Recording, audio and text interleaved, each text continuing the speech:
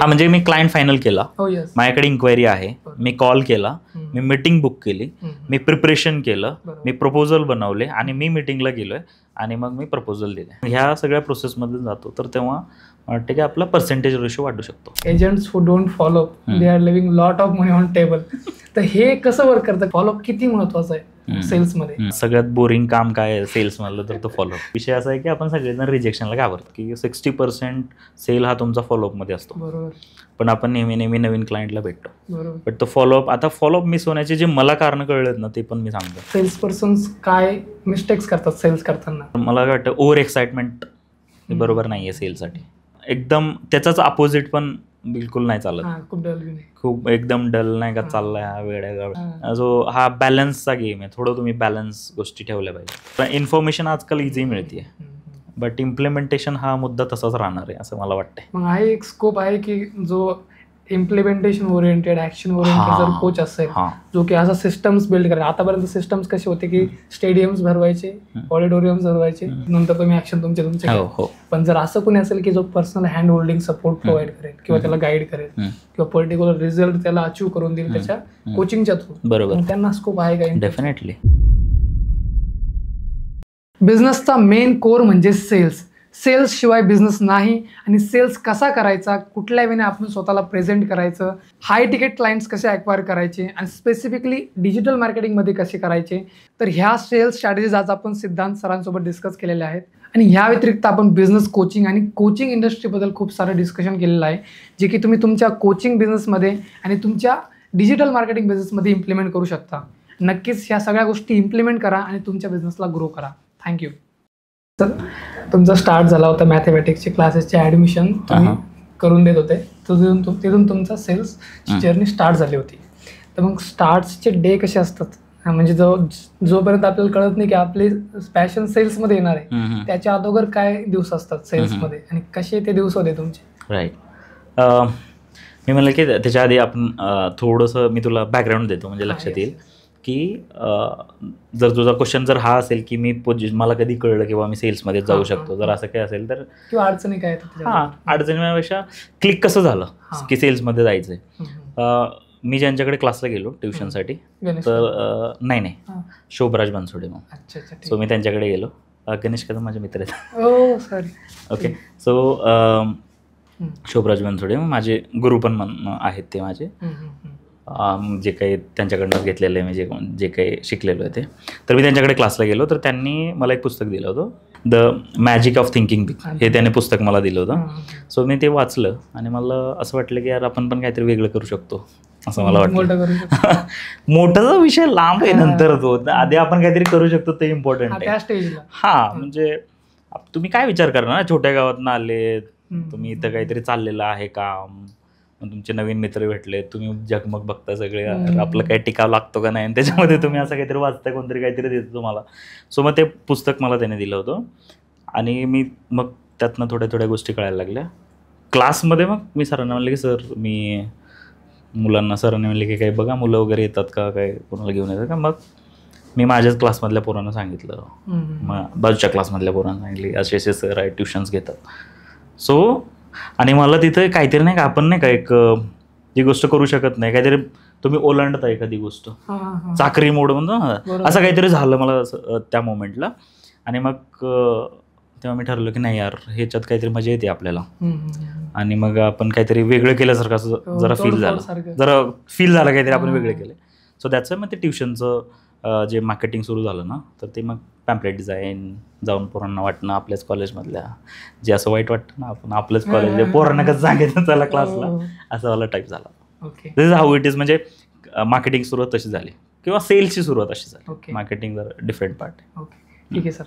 आपण मार्केटिंग एजन्सीमध्ये डायरेक्ट सेल्सकडे येत आता की खूप सारे लोक 5,000चे क्लायंट्स पर्यंतच त्यांची लिमिट येऊन जाते की ते 5,000च्या वरती लोकांना सेल्स नाही करतायत, म्हणजे डिजिटल मार्केटिंगमध्ये म्हणतोय त्याच्यावरचे क्लायंट त्यांना ॲक्वायर नाही करतायत. आणि खूप सारे लोक जे 50,000चे क्लायंट इझिली ॲक्वायर करतायत. तर मग काय डिफरन्स आहे ह्यामध्ये सेल्स प्रोसेसेसमध्ये किंवा सर्व्हिसेसमध्ये? कसं अप्रोच असायला पाहिजे सेल्सला, कसं बिग क्लायंट ॲक्वायर करायचे? राईट. ॲक्च्युली काय आहे ना, सेल्स हा पहिले तर हा नंबर गेम आहे कम्प्लिटली. पहिले तर मी म्हणतोय की तू 50,000 म्हणतोय, पण 2 लाख घेणारे पण एजन्सी आहेत मार्केटमध्ये. बट आपण म्हणा की यांच्यामध्ये डिफरन्स काय आहे. तर पहिले तर डिफरन्स आणि त्यानंतर मग हे ॲक्वायर कसे करतात आपण त्याच्याकडे येऊ शकतो. सो डिफरन्स काय आहे दोन याच्यामध्ये. तर प्रोव्हाइड नाही का त्या सर्व्हिस झाल्या, तुम्ही व्हॅल्यू काय प्रोव्हाइड करताय दॅट इज इम्पॉर्टंट. आता मी असं म्हणेल की मला जर पोझिशनिंग करायचं असेल तर मी गेली 8 वर्ष झालं इंडस्ट्रीमध्ये आहे. बरं, इंडस्ट्रीमध्ये म्हणजे मी डिजिटलच्या इंडस्ट्रीमध्ये म्हणत नाही, पण माझा सेल्सचा बॅकग्राऊंड आहे. म्हणजे मी लोकांना भेटतोय, लोकांना सांगतोय की तुम्ही ट्रेनिंगला या, आणि मी सेल करतो वेगवेगळ्या सर्व्हिसेस. मग आता मला एक्सपिरियन्स आला आहे लोकांचा काय काय, म्हणजे मी ऑडियन्स सांगतोय ॲज अ एजन्सी ओनर की डिफरन्शिएटर तुम्ही काय देणार. हा झाला डिफरन्शिएट, पण मी व्हॅल्यू काय देणार, तर मी एक्सपिरियन्स देऊ शकतो. मी नंबर ऑफ कॅम्पेन मॅनेज केले तेवढे, बरोबर ना. सो जवळपास आत्तापर्यंत आम्ही एक 15-16 कोटी रुपयेचा मे बी आम्ही ट्रान्झॅक्शन केलं असेल. सो तो एक एक्सपिरियन्स आहे. तेवढ्या नंबर ऑफ ॲड्स लावलेल्या आहेत, तो एक एक्सपिरियन्स आहे. म्हणजे मी म्हणण्यापेक्षा आमच्या टीम. सो तो एक्सपिरियन्स मे बी टीम देऊ शकते. तुमचा एक्सपिरियन्स जो आहे, म्हणजे आता म्हणाल की मग सुरुवात केली एखाद्या पर्सनने, मग त्याने 5,000ला विकायला काय हरकत आहे असं म्हणू शकतो आपण. बट डिफरन्स हा आहे की मी कोणत्या क्लायंटला केटर करतोय, सिम्पल आहे. बरोबर. सो सपोज आपला क्लायंटचं जर मंथली इन्कम आपण घेऊयात की 30,000 रुपये, तर तुम्ही मार्केटिंगचं बजेट जर काढलात, म्हणजे तुम्ही सर्च करा, सपोज आज तुझा बिझनेस आहे, ChatGPT आहे आपल्याकडे. सो आपण काय करू शकतो की प्रॉम्प्ट दिला तिकडे की माझ्या क्लायंटचा टर्नओव्हर हा 30 लाख रुपये किंवा महिन्याला 30,000 रुपये आहे, आणि त्याची कॅटेगरी आहे की तो त्याचं एक छोटंसा मॉल आहे, ठीक आहे ना, किंवा शॉप आहे, त्याचं एक दुकानदार आहे, त्याचं शॉप आहे आणि त्याचा 30,000 रुपयाचा सेल आहे. तर मग मी काय म्हणणार की याने मार्केटिंगसाठी किती इन्व्हेस्टमेंट केली पाहिजे, तर तुला पर्सेंटेज कळेल की 10%, 20%, वॉटेवर. आता त्याचे 10 आणि 20% जर म्हणले तर आपल्याला अमाऊंट किती दिसणार आहे, हार्डली 1000मध्ये 1000, 5,000 रुपये जे काय दिसेल. सो मग ह्याच्यावरून ठरतं की मार्केटिंग बजेट. मग तुम्ही पिच अशा क्लायंटला करताय ज्यांचा बिझनेसच तेवढा आहे. टार्गेटिंग रॉंग आहे आपण, ठीक आहे. हां, म्हणजे मी म्हणतो की टार्गेटिंग रॉंग आहे. हां, आपण अट्रॅक्टच रॉंग क्लायंट करतोय. बरं, मी म्हणतो की हे रॉंग क्लायंट नाही आहेत, तुम्ही त्या कॅटेगरीला टार्गेट करता. आपल्याला करायचं दुसऱ्या कॅटेगरी. म्हणजे तुम्ही म्हणाल की नाही का सर, मला महिन्याला 50,000 मिळाले पाहिजे. मग 50,000 देणारा ऑडियन्स कोणता आहे नेमका, की त्यांचा बिझनेस किती असला पाहिजे, आणि त्यांचा म्हणजे टोटल बिझनेस किती, इंडस्ट्री कोणती. तर हे आपण ठरवू शकतो की मग मी म्हणेल की मग प्राईस वाढवायला पाहिजे. मी म्हणतो की 5,000 पण काही कमी प्राईस नाही आहे, आणि 50,000 पण काही खूप मोठी प्राईस नाही आहे. पर्सेंटेज वाईज बघितलं हा डिफरन्स होतो इंडस्ट्री वाईज आणि क्लायंट वाईज. आता एखादी जे रिअल इस्टेटचा बिझनेस आहे, CP फर्म आहे असं आपण पकडूयात. एक CP फर्म आहे, तिथं 70 लोक आहेत, आणि एक CP फर्म आहे, तिथं एकटाच ब्रोकर येतो विकतोय, बरोबर ना. तर ह्या दोघांमध्ये डिफरन्स आहे, मार्केटिंग बजेटचा डिफरन्स आहे, ऑपरेशन कॉस्टचा डिफरन्स आहे. एवढं सिम्पल आहे की आपण तिथे क्लायंटला पिच करतोय की ज्याची स्केल पण मोठी. आता मी जर गेलो आणि 70 लोकांच्या टीमच्या स्टाफच्या CP फर्मला म्हणजेच ब्रोकरला मी जर म्हणलं की सर तुम्ही मला 5,000 रुपये द्या, तर तो माझ्यासोबत काम करेल का? नाही. तो म्हणेल की बाबा 5,000 रुपये कशाचे घेतो तू नेमके, नाही का. बरोबर. हां, तो लईच चांगला असेल, तो म्हणेल की 5 कशाला, 10 घे, बघ काय होतंय का, असं म्हणू शकतो तो. बट म्हणजे काय आपण काय करतोय की आपण मी म्हणतो की ऑडियन्स सेगमेंटेशन डिफरंट करायला पाहिजे. जर तुला मग विकायचं तुम्ही ठरवायचं की बाबा मला 5,000चं विकायचं आहे, 50चं विकायचं, 2 लाखाचं विकायचं. आता सपोज मी माझी ऑडियन्स ठरवली, आता मला 50,000 रुपयाचाच क्लायंट घ्यायचं आहे, तर मग माझं अप्रोच कसं असायला पाहिजे त्याच्याकडे, कशा वेळेने मी त्याला सेल केलं पाहिजे. राईट. सो आता एक तर आपण ऑडियन्स फायनल केली की माझी ऑडियन्स कोणती आहे. आता मला नेक्स्ट स्टेप काय आहे की मला विकायचं आहे प्रोडक्ट ॲक्च्युअलचं, बरोबर ना. आता मग सेल्समध्ये काय आहे ना, तुमची प्रोसेस ऑलमोस्ट गोष्टी आहेत. म्हणजे सेल्स हा ना नंबर गेम आहे सगळा. मग आता मी पहिले 4-5 गोष्टी फाइंड आउट केल्या की नंबर ऑफ क्लायंट किती आहेत माझ्याकडे, नंबर ऑफ लीड्स किती आहेत, ठीक आहे.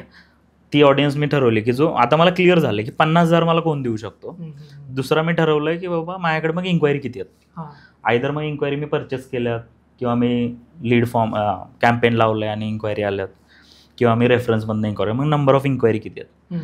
मग आता मी सेल्सला जातोय का माझा टीम मेंबर सेल्सला जातोय याचा पण एक रेशो आहे. सपोज जर मी सेल्सला जातोय, जर मी म्हणेन की मी 10 लोकांना भेटलं तर 5 लोकांना सेल्स क्लोज करू शकतो, डील क्लोज करू शकतो, असं प्रत्येकाचा रेशो असू शकतो.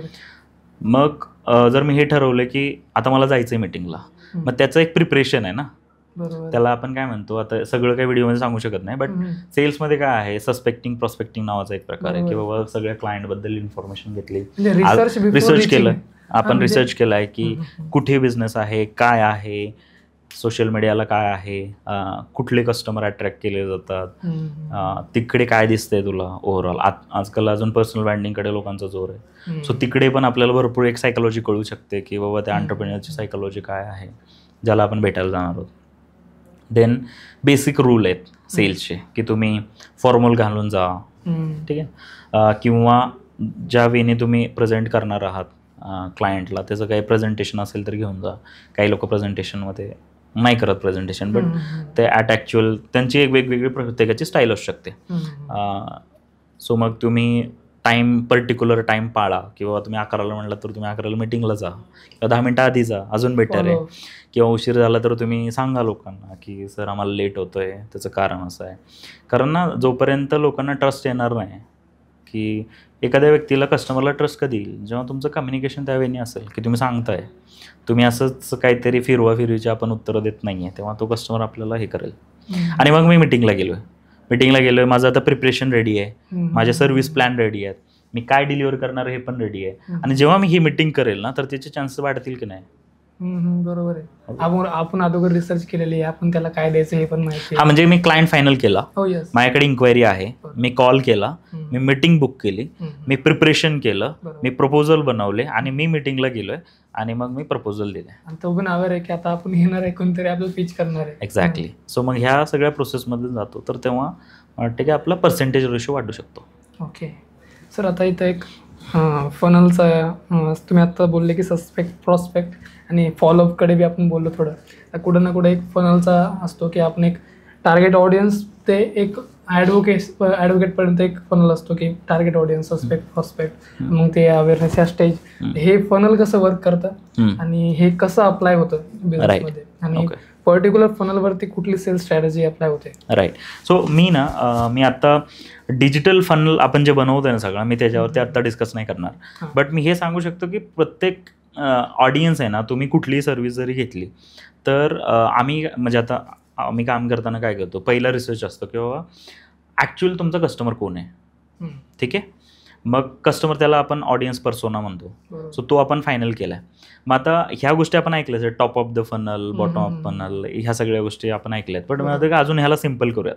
मी काय म्हणतोय, तुम्ही सेल्सच्या सिम्पल लँग्वेजमध्ये की मी पहिली गोष्ट काय करणार आहे. सपोज माझा पहिला कॉल आहे ना, तर तो माझा ओपनिंग कॉल आहे कस्टमरसोबतचा, त्याला आपण कोल्ड कॉल म्हणतो.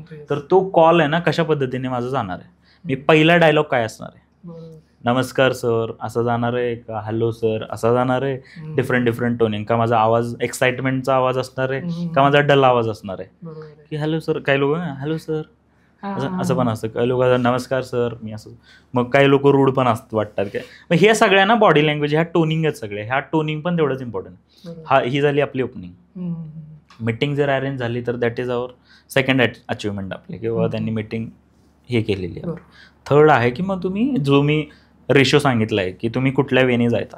हा, असं असू शकतं की तुमचा पहिला प्रोडक्ट, एंट्री प्रोडक्ट म्हणतो आपण त्याला, तर तो फनलमध्ये असू शकतो की मी 500 रुपयालाच एक गोष्ट देणार मी तुम्हाला, टेस्ट करवणार आहे. हां. मग दुसरा असू शकतं की माझा मिड फनल आहे काहीतरी, नाही का, मी एक 400 रुपयावरून त्यांना मी 5000ला घेऊन जाणार. तिसरं असू शकतं मी 60,000ला नेणार आहे किंवा 3 लाखाला नेणार आहे, डिपेंड आता कोचेसचं जसं असतं, तर त्यावेळी आपण प्लॅन करू शकतो. बट माझं हे म्हणणं आहे की प्लॅन असं करायला हवं की पहिले लक्षात घेणं गरजेचं आहे की माझं, जर मी प्राईस ठरवली आहे तर ही प्राईसचा रिझन काय. जर माझे प्रोडक्टची प्राईस जर मी 50,000 ठरवली तर त्याचं रिझन काय, त्याचा वाय क्लिअर पाहिजे, त्यामध्ये मी काय देणार आहे आणि ते दिल्यामुळे कस्टमरला काय मिळणार आहे, ठीक आहे. सो ह्या 3 गोष्टी जर क्लिअर झाल्या असतील ना, तर मग तुमची सेल्सची मीटिंग एकदम जबरदस्त होईल. तर सेल्समॅनला कॉन्फिडन्स आहे की माझ्या 50,000च्या प्रोडक्टने तुमचा बिझनेस चेंज होणार आहे, किंवा काहीतरी तुमच्या बिझनेसमध्ये होणार आहे, वॉट एव्हर आपण जे काही विकू. बरोबर ना. सो मग ती जर गोष्ट आपल्याला दाखवता आली आणि आपण जर करून दाखवलं ते, तर मग आपल्याला सेल होऊन जातो पुढे. ओके सर, एक खूप मोठा एक सेल्समध्ये एक विषय आहे की भरपूर सारे लोक एक फॉलोअप राईटली घेत नाही. याच्यावर एक कोट पण खूप छान की agents who don't follow up they are living lot of money on table.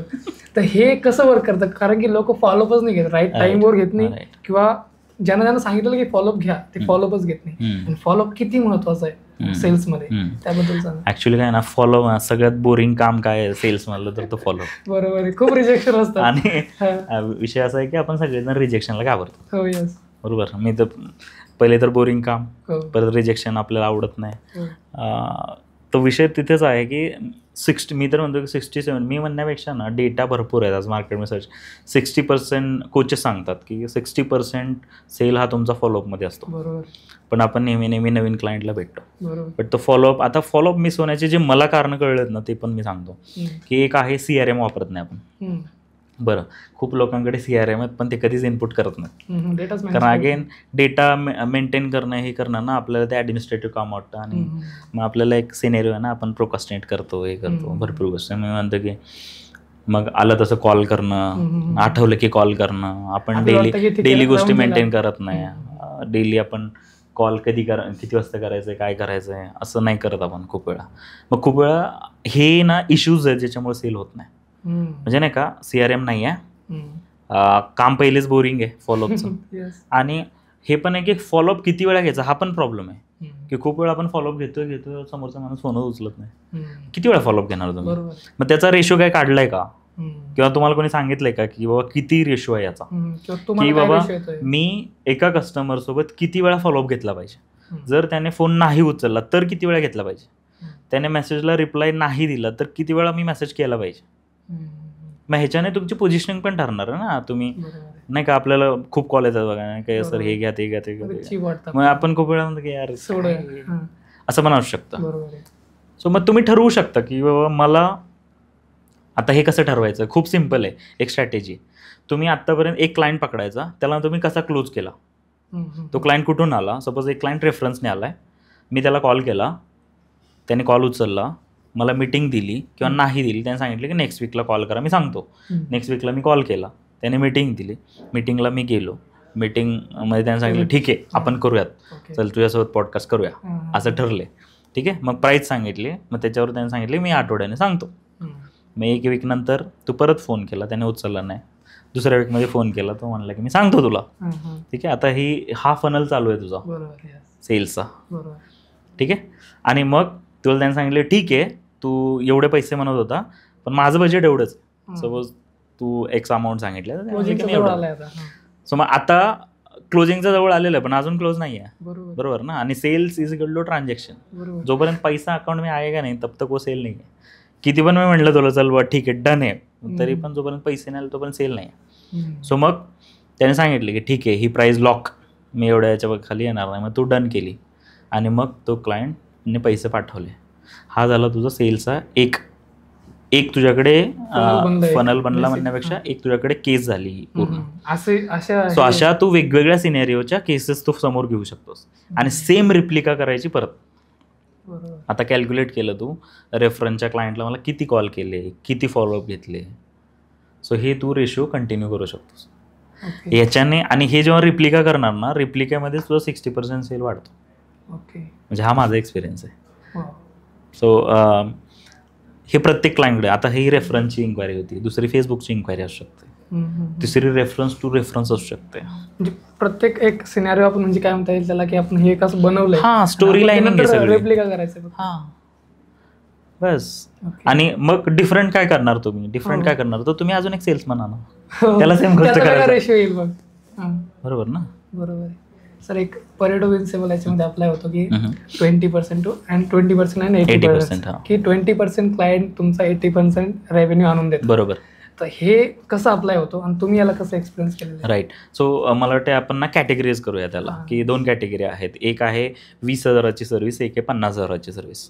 So जेव्हा तुम्ही ह्याच्यावरती काम करता आणि सपोज तुमची 50,000ची सर्व्हिस आहे ना, 10 पैकी 3च लोक घेतात किंवा 4 लोक घेतात आणि बाकी 20,000ची सर्व्हिस हे जवळपास मी म्हणतो की राहिलेले कस्टमर घेतात. सो मग आता ह्याच्यावरून मला हे कळलेलं आहे की मला 80% बिझनेस कुठून येतोय, कुठल्या क्लायंटकडून येतोय. नंबर ऑफ क्लायंट कमी आहेत पण अमाऊंट मोठी आहे, पण नंबर ऑफ क्लायंट जास्त आहेत पण अमाऊंट छोटी आहे. मग तुम्हाला इथे आपली गफलत होऊ शकते की आता करायचं काय नेमकं. सो 80-20%चा रूल कसा अप्लाय करायचा मग याच्यावरती. तर पहिले मी हे बघितलं पाहिजे की मार्केटची डिमांड काय आणि मी कुठला सप्लाय बेस्ट करू शकतोय. ठीक आहे. आणि जेव्हा तुम्ही बॅकएंड बघता, सपोज आज तुझ्याकडे 50 क्लायंट असतील किंवा झाले असतील, तर त्याच्यावर रेशो काढू शकतो की किती लोकांनी कुठल्या टाईपचा मला बिझनेस दिला आहे. ठीक आहे. त्याच्यावर मला डिमांड लक्षात येते. कारण लोकांना वाटते की नाही का हा पर्सनल ब्रँडिंगमध्ये चांगलं काम करतोय का हा ॲड्समध्ये चांगलं काम करतोय. ह्याच्यावर मला एक डिमांड लक्षात आली. आणि मग माझ्याकडे नंबर्स आहेत की माझा जेवढा सेल झाला आहे, कुठल्या टाईपच्या कस्टमरने मला जास्त सेल दिला आहे, मग त्याचा पर्सेंटेज निघाला. सो हे आहे ना खूप रिअलिस्टिक काम होईल. नाहीतर नुसती ही कन्सेप्ट बनून राहील की 80-20चा रूल आहे. नाहीतर मला हे दिसतं की 80% कस्टमर असे आहेत की जे 50,000 रुपयाचं तिकीट साईज दिल्यानंतर ना ते वर्ष म्हणजे ते 2-2 वर्ष टिकतात माझ्याकडे. रिटेन्शन रेशो जास्त आहे. पण 20,000चा क्लायंट 2 महिन्याच्यावर टिकतच नाही. बरोबर. सो मग आपला फोकस युजली कुठं जाईल ऑटोमॅटिकली जर नंबर समोर असतील तर. नाहीतर वरवरचं काम करायला काय प्रॉब्लेम नाही. मग आपला फोकस तिकडे जाईल. सो मग 80-20चा रूल बघायचा आहे ना, तर मला वाटतं की ही ॲक्युरेसी आपण आणायला पाहिजे की बाबा माझा 80% कस्टमर कोण आहे. बरं 80% माझी सर्व्हिस कोणती जी विकली चालली आणि बाकी 20% सर्व्हिस विकतच नाही आहे, हे पण बघितलं पाहिजे. आणि मग ह्याचं फ्युचरमध्ये काय. So this is how it is. म्हणजे मी ज्यावेळी बघतो. ओके. तुम्ही जे आतापर्यंत बघितले असतील, एक्सपिरियन्स केला असेल की सेल्स पर्सन्स काय मिस्टेक्स करतात सेल्स करताना. आपण जसं की फॉलोअप बघितलं की ठीक आहे राईट टाईमवर फॉलोअप नाही करत. काही वेळेस कम्युनिकेशनचा पार्ट येतो, प्रेझेंटेशनचा पार्ट येतो, अजून वेगवेगळ्या गोष्टी असतात. तुम्ही काय एक्सपिरियन्स केला की सेल्स पर्सन्स ह्या मिस्टेक्स करतात सेल्स करताना. सेल्समध्ये काय होतं, सेल्स पर्सन कुठे चुकतो नेमका, तर मला काय वाटतं ओव्हर एक्साइटमेंट हे बरोबर नाही आहे सेलसाठी. ठीक आहे. एकदम त्याचाच अपोजिट पण बिलकुल नाही चालत. खूप एकदम डल नाही का चाललाय हा वेड्या गवळ्यासारखा चाललाय दोन्ही पण आहे. जो हा बॅलन्सचा गेम आहे. थोडं तुम्ही बॅलन्स गोष्टी ठेवल्या पाहिजे. अजून एक रिसर्च नसतो. आपण रिसर्च करत नाही मिटिंगला जायचं. हा म्हणजे पर्सन बद्दल माहित नाही, ऑफिस माहित नाही, कशा वेळी काम चाललं ते माहित नाही, भरपूर गोष्टी त्याच्यामध्ये. हे नाही करत. सगळ्यात इम्पॉर्टंट हावाला पार्ट आहे की जिथे रिसर्च सस्पेक्टिंग पर्स्पेक्टिंग नाही आहे. I don't know. म्हणजे मी चाललो डायरेक्ट आणि मी सगळ्यांना म्हणतोय माझा हा प्रोडक्ट माझा. बट त्याला कस्टमरला गरज आहे की नाही, म्हणजे त्याला काय म्हणतो आपण नीड. कस्टमरची ॲक्च्युअल नीड आहे का, त्याला गरज आहे का त्या प्रोडक्टची, की तुम्ही गरज उभी करणार आहात, हे फाइंड आउट केलं पाहिजे. आणि ह्या मिस्टेक्स आहेत मेन 4 की या जर अवॉइड केल्या आपण तर मला वाटतं की सेल खूप चांगला होऊ शकतो. सर तुमचं स्टार्टच्या डेमध्ये जाऊ, तुम्ही सेल्सच्या नंतर तुमचं बिझनेस कोचिंगमध्ये पण एक्सपिरियन्स, तुम्ही तिथं होता तुमचा एक्सपिरियन्स, तिथं वर्क करत होते बिझनेस कोचिंग्समध्ये. तर त्या टाइमला तुमचा तो एक्सपिरियन्स कसा होता, कसा स्टार्ट झाला तुमचा बिझनेस कोचिंगकडे. आपण याच्या थ्रू नंतर थोडं इन डेप्थ जाऊ. स्टार्ट सांगा की बिझनेस कोचिंगमध्ये कसं एंट्री केलं होतं तुम्ही. ॲक्च्युली तो क्लासचा बिझनेस होता ना ट्युशनचा, तर तो वाढवायचा होता. म्हणून एक बिझनेस कोचिंगच्या सेशनला मुंबईला गेलो होतो आम्ही. आणि तो सेशन केला आणि सेशन केल्यानंतर असं कळलं की यार बिझनेस मोठा कसा होऊ शकतो नाही का. मग तिथे भरपूर गोष्टी शिकल्या. विजन, मिशन, स्ट्रॅटेजी, बरोबर सेल्स, मार्केटिंग, ऑपरेशन, ह्या सगळ्या गोष्टी. मग तेव्हा लक्षात आलं की नाही का बिझनेससाठी ह्या सगळ्या गोष्टी लागतात. नाहीतर आपण जसं करतो बिझनेस असं नाही का एक्सपिरियन्स घ्यायचा, लोक मॅनेज करायचे, प्रॉब्लेम आले की आपण सॉल्व्ह करायचं, ह्या सगळ्या गोष्टी आपण सगळेजण करतो. बट तिथे एक लक्षात आलं आणि असं वाटलं की नाही एज्युकेशन घ्यायला पाहिजे जर हे ग्रो करायचं असेल तर. आणि मग बिझनेस कोचिंगमध्ये म्हणजे त्यांच्याच बिझनेसमध्ये एंट्री झाली नाही का. मग त्यांच्यासोबत काम सुरू केलं, त्या कोचसोबत आम्ही काम सुरू केलं आणि तशी सुरुवात झाली. मग काम काय होतं माझं नेमकं, तर वेगवेगळ्या उद्योजकांना भेटायचं आणि त्यांचे बिझनेसमधले काय प्रॉब्लेम आहेत जे ट्रेनिंगमुळे एज्युकेशनमुळे सॉल्व्ह होतील, हे सिम्पल काम होतं.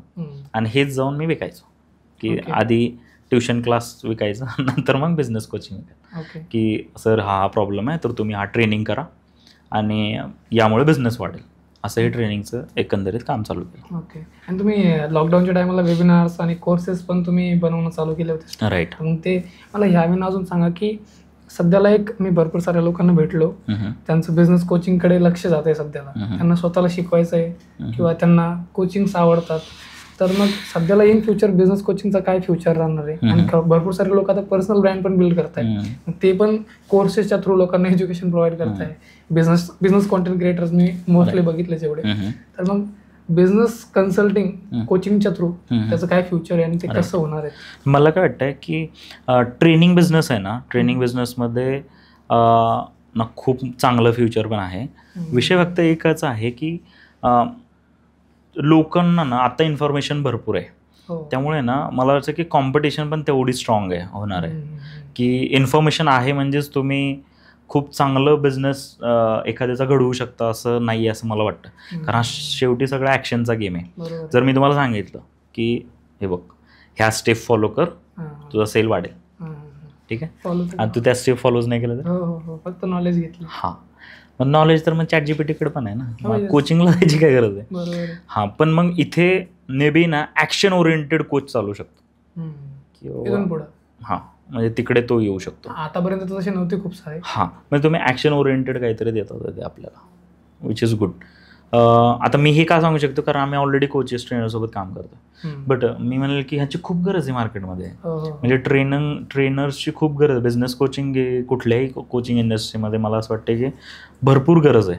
कारण हाताला धरून शिकवणारे कोचेस ना असायलाच हवे असं मला वाटतं. कारण ते पोटेन्शियल बाहेर यायला लागतंच ना कोणतरी. आता मी जसं माझं सांगितलं, मी बुक वाचलं म्हणून मला काहीतरी वाटलं. एखाद्याला तुला ट्रेनिंग, तू बिंद्रांचं ट्रेनिंग केलं होतं, सो तुला तिथं वाटलं ना की यार डिफरंट कुछ कर सकते हैं. हां ना, सो असंच आहे. मला वाटतं की हे पोटेन्शियल बाहेर आणण्यासाठी कोणतरी एक पिन पॉईंट लागेल, तेच दाखवतात आपल्याला. हां, तर कोचिंग इम्पॉर्टंट आहे. फक्त फ्युचर काय आहे ही मी म्हणेल की इकडे थोडंसं जरा इझी झालं आहे, जरा इन्फॉर्मेशन आजकाल इझी मिळते, बट इम्प्लिमेंटेशन हा मुद्दा तसाच राहणार आहे असं मला वाटतंय. मग हा एक स्कोप आहे की जो इम्प्लिमेंटेशन ओरिएंटेड, ॲक्शन ओरिएंटेड जर कोच असेल, जो की असा सिस्टम्स बिल्ड करेल. आतापर्यंत सिस्टम्स कसे होते की स्टेडियम्स भरवायचे, ऑडिटोरियम्स भरवायचे, पिच करायचं म्हणजे ते जे बी आहे ते, नंतर ते झालं राहिलं काही नाही, नंतर तुम्ही ॲक्शन तुमचे. पण जर असं कोणी असेल की जो personal hand holding support provide करेल किंवा त्याला गाईड करेल किंवा पर्टिक्युलर रिझल्ट त्याला अचीव्ह करून देईल त्याच्या कोचिंगच्या थ्रू, बरोबर, त्यांना स्कोप आहे का? डेफिनेटली. मला असं वाटतं की अजून एक पण आहे की आहे का मार्केटमध्ये? हां, म्हणजे आता मला वाटतं तुम्ही सगळ्या ट्रेनिंगला तर जाऊन बघितलंच पाहिजे. कारण जर तुम्हाला आपल्याला शिकायचंच आहे तर मला वाटतं की आपण जायला काय हरकत आहे. मग बिंद्रा असू देत नाही तर मग अजून कोणी असू देत, आपण तिकडे ट्रेनिंगला जायला हवं. कारण मला शेवटी मला ग्रो व्हायचं आहे किंवा आपल्या कंपनीला ग्रो करायचं आहे. तर मूळ मुद्दा तो आहे. ट्रेनिंग चांगलं आहे की नाही त्याच्यापेक्षा ना ऑडियन्स मला तर वाटते ती ठरवते की मला जायचं आहे का नाही जायचं आहे. ही इन्फॉर्मेशन जी मी घेतोय तर ती ऑलरेडी अवेलेबल असेल तर इन्फॉर्मेशनने धंदा नाहीच वाढणार आहे माझा. मला काहीतरी गोष्टी ॲक्टिव्हिटी करायला लागेल. की सपोज मी आज एक ट्रेनिंग घेऊन आलो आहे, तिथे सांगितले की डेलिगेशन करा, तुम्हीच सगळ्या गोष्टी करू नका. आता हे मला कळतंय भरपूर, पण जर आम्ही कामच करत नसेल त्याच्यावरती कशाचं डेलिगेशन, बरोबर आहे ना. सो कोचेस तर लागणारच आहेत, आधी पण होते आत्ता पण आहेत. हां, हे असू शकतं बाकी बाबा मला कोणाकडे जायचं आहे, ठीक आहे ना. असं पण असू शकतं की आता मी ट्रेनिंग करतो म्हणजे माझा बिझनेस वाढलाच पाहिजे, असं कशावरून, असं कसं होईल. इम्प्लिमेंटेशन आहे ना, इन्व्हेस्टमेंट आहे, पैसे आहेत, तर ह्या सगळ्या गोष्टी. हां, मी म्हणेल की कुठला बिझनेस कोचिंग किंवा कुठलं कोचिंग ट्रेनिंग इंडस्ट्री कुठली मोठी होऊ शकते हा खूप सब्जेक्टिव्ह क्वेश्चन आहे. की बाबा मग हेल्थ कोचेस पण मोठे होणार आहेत, बिझनेस कोचेस पण मोठे होणार आहेत, किंवा तुम्ही अजून काय खूप निश गोष्टी येतात. मॅन्युफॅक्चरिंगसाठी बिझनेस कोच आहे आजकाल. ॲक्शन कोच नावाची पण एक गोष्ट चालली आता मार्केटमध्ये. हां, तो ॲक्शन कोच आहे. त्यानंतर मॅन्युफॅक्चरिंग इंडस्ट्रीमध्ये मॅक्सिमम आपली जी तिथं जे त्यांना कामासाठी लोक असतात तर त्यांना एक प्रोसेस सिस्टम लावून देण्यासाठी, हां एक्झॅक्टली, अशा वेगवेगळे ट्रेनिंग आहेत.